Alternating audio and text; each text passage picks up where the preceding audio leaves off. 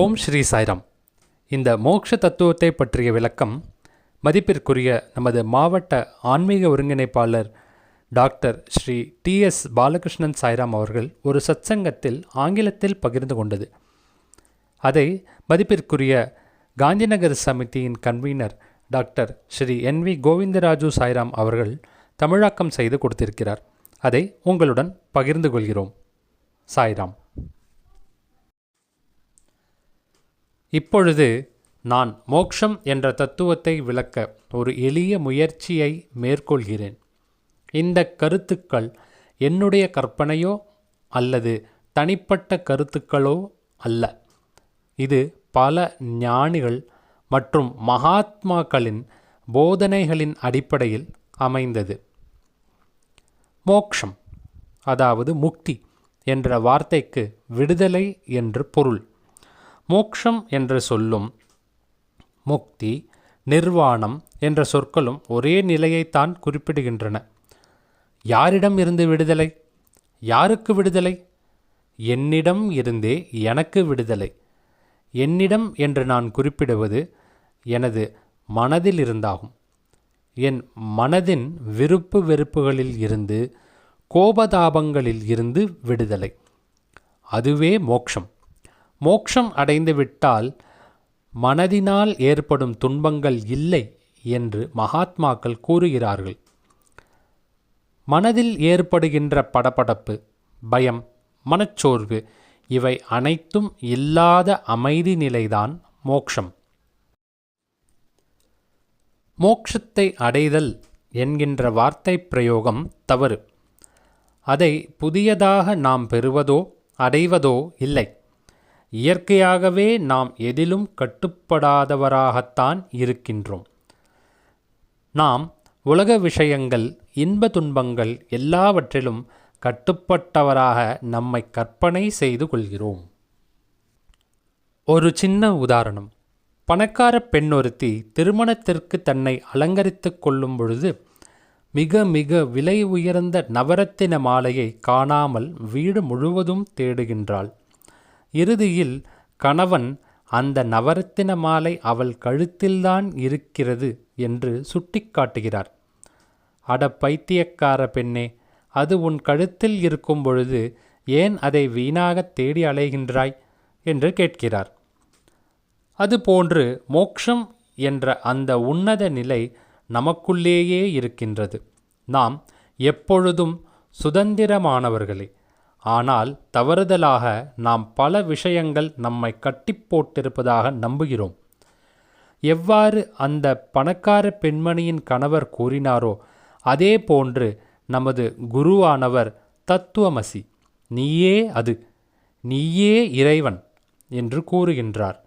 நீ அளப்பரிய சக்தி, அத்தகைய ஆற்றல் உன்னுள் புதைந்து கிடக்கின்றது, நீ சச்சிதானந்த வடிவினன் என்று கூறுகிறார். இப்பொழுது நாம் நகையை தேடிய பணக்கார பெண்மணியின் கதையை பார்த்தோம். அவள் நவரத்தின மாலையை திரும்பப் பெறுவதற்கு என்ன முயற்சி செய்தார்? ஒரு முயற்சியும் செய்யவில்லை. அவர் கணவர் அதை அவளது கழுத்திலேயே காட்டித்தந்தார். அதே போன்றுதான் மகாத்மாக்கள் நாம் மாயையால் நமது விடுதலையை இழந்து விட்டவர்களாக கற்பனை செய்து கொண்டிருக்கின்றோம் என்று சுட்டிக்காட்டுகிறார்கள்.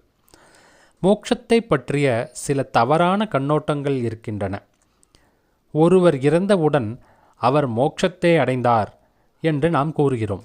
இது இறந்தவுடன் மோட்சம் கிடைக்கிறது என்று பொருள்படுகிறது. இது தவறு. இன்னொரு தவறான நம்பிக்கை இறந்தால்தான் மோட்சம் கிட்டும் என்பது. நாள்தோறும் ஆயிரக்கணக்கான மக்கள் இறக்கின்றனர். இறப்பவர்களுக்கெல்லாம் மோட்சம் கிட்டுவதில்லை. இதில் பலரும் மீண்டும் பிறக்கிறார்கள். உயிருடன் இருக்கும் பொழுதே நாம் விடுதலை, அதாவது மோக்ஷம் அல்லது முக்தியை அடைய முடியும். இரண்டு விதமான முக்திகள் இருக்கின்றன.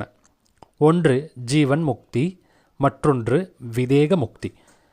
நீங்கள் வாழ்ந்திருக்கும் போதே விடுதலை பெற்றவர்கள், எதிலும் கட்டுப்படாதவர்கள் என்ற அனுபவபூர்வமான உணர்வு ஏற்படும் பொழுது கிடைக்கின்ற முக்தி ஜீவன் முக்தி எனப்படும். இது போன்ற முக்தி பெற்ற ஞானிகள் பெரியோர்கள் நிறைய பேர் வாழ்ந்திருக்கின்றார்கள். உதாரணத்திற்கு காஞ்சி பெரியவர், ரமண மகரிஷி, சேஷாத்ரி சுவாமிகள், சுவாமி விவேகானந்தர், ராமகிருஷ்ண பரமஹம்சர், பரமஹம்ச யோகானந்தர் ஆகியவர்களை குறிப்பிடலாம். விதேக முக்தி, தேகம் உடல் இல்லாத நிலை என்பது உடலை விட்டு நீங்கிய பொழுது கிட்டுவது. ஆகவே நான் இந்த உடல் அல்ல, ஆன்ம வடிவே, இறை ஸ்வரூபமே என்ற உணர்வே முக்தி. நமக்கு வருகின்ற துன்பங்களுக்கெல்லாம் காரணம் நாம் இந்த உடல்தான் என்ற உணர்வே. உடலுக்கு நிறைய கட்டுப்பாடுகள், எல்லைகள் உண்டு. ஆத்மா எல்லையற்றது, அளவு கடந்தது, அளவிட முடியாதது. ஆதிசங்கரர் சிறுவனாக இருந்த பொழுது தாயாரின் அனுமதியுடன் சந்நியாசம் பெறுவதற்காக தனது சொந்த ஊரான காலடியை விட்டு நீங்கி குருவை தேடிச் சென்றார். மிகவும் கஷ்டப்பட்டு தேடி நர்மதா நதியின் கரையில் தனது குருவான கோவிந்த பகவத் பாதரை அடைந்தார். கோவிந்த பகவத் பாதர் சங்கரரை சோதிப்பதற்காக சங்கரரிடம் "நீ யார்?" என்ற கேள்வியை எழுப்பினார். சங்கரர், "எனது பெயர் சங்கரன். நான் கேரளாவிலிருந்து வருகிறேன். எனது தந்தை சிவகுரு, தாய் ஆரியாம்பா. நான் சந்நியாசி ஆவதற்கு தாயின் அனுமதி பெற்றுவிட்டேன். ஆகவே எனக்கு சந்நியாசம் தாருங்கள்." இவ்வாறெல்லாம் கேட்கவில்லை. ஆனால் சங்கரர் கூறினார், "நான் மனமல்ல, புத்தி அல்ல. நான் காதுகளோ கண்களோ அல்ல. நான் ஆகாசமோ பூமியோ அல்ல. நான் அக்னியோ வாயுவோ அல்ல. நான் சச்சிதானந்த ரூபன். நான் சைத்தன்யன். நான் சிவனே, நான் சிவனே" என்றார். "நான் பேருணர்வுடன் கூடிய ஆனந்த ஸ்வரூபன்" என்றார். இங்கு சிவம் என்பது பரபிரம்மத்தை குறிப்பிடுகிறது. சங்கரரின் இந்த வார்த்தைகள் நிர்வாண ஷடகம் என்ற 6 செய்யுள்களால் குறிப்பிடப்படுகின்றன. சில பேர் பகவத்கீதையை, உபனிஷத்தை படிப்பதை தவிர்க்கிறார்கள். இந்த நூல்கள் நாம் இறந்த பின் ஏற்படும் நிலைகளை குறிப்பிடும் நூல்கள் என்று எண்ணுகிறார்கள். இறப்பதற்கு பின் வரும் இவற்றை பற்றி நாம் ஏன் கவலைப்பட வேண்டும் என்று நினைக்கிறார்கள். மோட்சத்தை பற்றி நன்கு புரிந்து கொண்டால் அந்த மோட்ச நிலையை உயிருடன் இருக்கும் பொழுதே அனுபவிக்க முடியும். மனித பிறவியின் தலையாய காரியங்களை செய்து முடிக்க முடியும்.